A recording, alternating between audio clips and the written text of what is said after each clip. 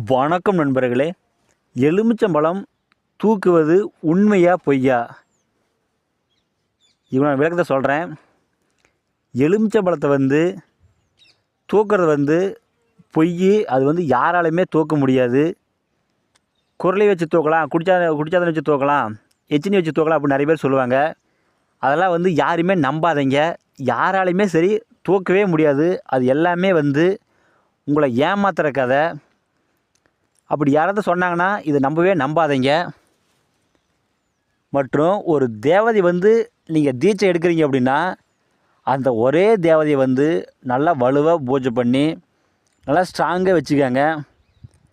ஒரு தேவதை தீட்சை எடுத்து முடிச்சுட்டு அடுத்த தேவதை எடுக்கலாம் அப்படின்னு சொல்லி நீங்கள் பல தேவதை எடுத்தீங்க அப்படின்னா உங்களுடைய காலங்கள் தான் போகுமே தவிர நீங்கள் மாந்திரிகம் செய்ய முடியாது. நிறைய பேர் சொல்லுவாங்க, பல தேவதை கையில் வச்சுக்கணும், அப்படின்னா தான் நம்மளை யாருமே கட்டுக்கட்ட முடியாது அப்படின்னு சொல்லுவாங்க. அதெல்லாம் நம்பாதீங்க. ஏன்னா ஒரே தேவதை நாம் பூஜை பண்ணி வலுவாக பூஜை பண்ணி அதுக்கு சில சூட்சும ரகசியமெல்லாம் இருக்குது. அதெல்லாம் நம்ம செய்து வச்சுக்கிட்டோம் அப்படின்னோம்னா அந்த தேவதை வலுவாக இருக்கும். யாராலையுமே சரி அந்த தேவதையாகவும் கட்டுக்கட்ட முடியாது, நம்மளையும் கட்டுக்கட்ட முடியாது. இதெல்லாம் தெரிஞ்சுக்கங்க. ஏன்னா பல தேவதை நீங்கள் சித்தி எடுத்து உங்கள் நாட்களை நீங்கள் கடக்காதீங்க.